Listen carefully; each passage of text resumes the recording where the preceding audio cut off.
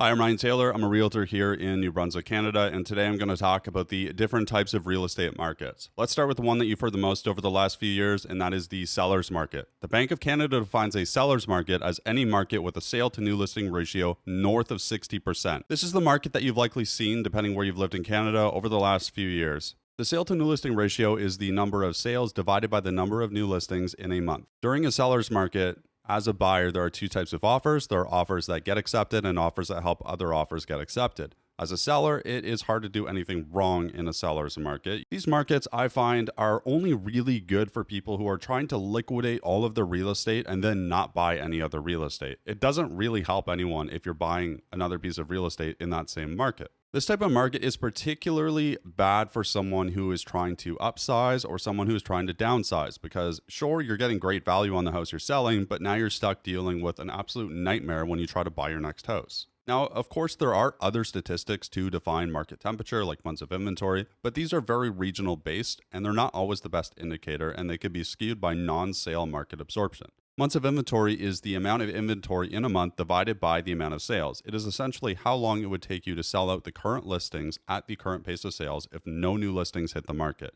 It's a good indicator, but it is a trailing indicator. Sale to new listing ratio is a real-time stat that shows the supply and demand for the market. Now let's shift over to the buyer's market. This is the second most common type of market that you're going to hear mentioned. If you were ever buying real estate in Canada before 2017, there's a good chance that you've heard this before. A buyer's market is any market with a sale to new listing ratio under 40%. These markets heavily favor the buyers, and even though they do favor the buyers, I think these are some of the best markets for people who are looking to sell and then buy another house. Now, why do I say that? Well, first of all, you're going to make up that value that you lost on the selling end when you go to buy a new house. However, when you are selling a house to buy a new house, the primary reason you're doing that is to get a new property. It's not to maximize the return on your current property. It's way better to do that in a market where you're going to have more options and a much more easy time to buy the next house. During these buyer's markets for people who are selling and then buying a new house, what I recommend is getting a large deposit and then at least 2 months of time to close. The large deposit is important, especially in New Brunswick, because it essentially allows you to put a larger deposit on the next house. The deposits in New Brunswick are basically refundable until the deal is firm. They are designed to protect you in between the firm date and the closing date of that property. The advice I give to my clients when they are selling and then buying another property, try to make sure that the deposit that you put on the next house is no larger than the deposit you are getting on your current house. It's a bit complicated, but the reason I advise this is in case anything happens on the house they're selling, this deposit gives them a little bit of wiggle room because before legal proceedings actually conclude, the deposits are essentially erased out of thin air. So if you have a $20,000 deposit on the house you're buying, but only $10,000 on the one that you're selling, well, that is a $10,000 shortfall that you have to make up for until everything is solved legally. Now, this is a very rare case situation, but it does sometimes happen. And I do recommend just maintaining good precautions by having a large deposit on the house you're selling. It's never a bad sign. It shows that the buyers are serious and it shows that they're also relatively solvent. It's not perfect, but it's usually good enough. Now let's shift over to the balanced market. This is a very common type of market, but it is one that is often glossed over by the media. The balanced market is the market that is in between the buyer's market and the seller's market. It is anything with a sale to new listing ratio in between 40 and 60%. So 40 to 50% does favor the buyers a little bit, and then 50 to 60 slightly favors the sellers. In these markets, you get a really good balance of higher prices and liquidity for what you're selling, and then you get a good amount of options when you are buying the house as well.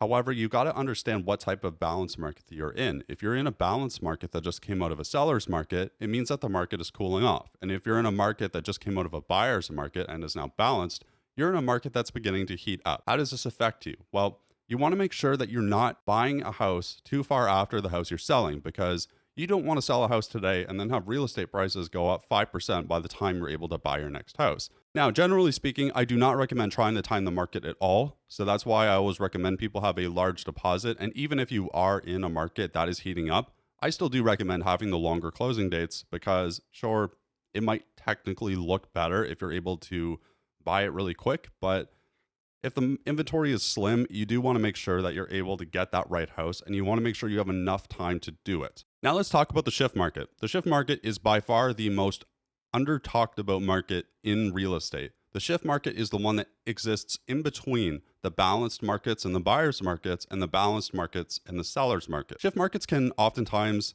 exist and disappear almost instantaneously. And the best way to identify that shift market is what end of that balanced market you're in. A shift market is technically in a balanced market, but a shift market is one that is changing. So for example, here in Moncton, New Brunswick, we are in a shift market, but it is a balanced market and is one that is beginning to trend downwards. The shift market is the one where winners are made, and oftentimes people will learn if their decisions have been good or bad. Some of the best advice in a shift market is oftentimes just waiting it out to see what type of market you wind up in. However, you can tell what type of shift market you're in if you look at the monthly stats and you see where you were just in. If you look at the monthly stats and you see where you just were. Now, there's a book I would actually recommend every agent, every buyer, every seller, and every investor read. It is a real estate specific book. It is Shift by Gary Keller. Now, I do not work for Keller Williams. I'm not a realtor with them, so I have no incentive to recommend this book to you. But it is an excellent book. It teaches you strategies about how to navigate these shifting markets and ultimately how to come out ahead and how to hopefully not lose a bunch of money. Now, with all this being said, typically with real estate, it's often not a bad idea to just not pay too much attention to that market. Most people, when they sell a house, are usually buying a house anyways, and the market that they're in doesn't really matter a whole lot. It's good to know what type of market you're in so you can strategize, but I wouldn't stress too much. Even if you bought at the peak when prices were maxed out in 2022, it doesn't mean that you're in a bad spot. Real estate markets perform well over the long haul, but if you try to liquidate into a buyer's market and you bought in a seller's market, it's probably not going to go well for you, and I would definitely recommend just waiting it out for the market to eventually improve. It might take a really long time to do that, but it's much better than losing money. Now, of course, the opinions in this video are not legal advice, it's real estate advice, and these opinions are my own. They do not reflect other members of the Canadian Real Estate Association. They do not reflect other members of Royal LePage or any realtors across Canada or New Brunswick. Even though this is real estate advice, it might not be applicable to your specific situation. So it's best to contact a local qualified professional to analyze your situation prior to making decisions related to real estate. At the end of the day, I definitely recommend people hold that real estate for at least 3 to 5 years, preferably 5 to 7 years. So definitely be safe out there. Try not to worry too much, especially if you see the markets begin to tank. And just remember, in the long haul, it does make sense. Even though real estate is technically an investment, it's also a roof over your head. So try not to forget that. If you like the contents of this video, please give me a like and subscribe. If I've left something out, please give me a comment. And if you want me to cover something I didn't cover today, please comment as well. Thank you very much for clicking, and have a great weekend, and joyeux 15 août if you are in New Brunswick.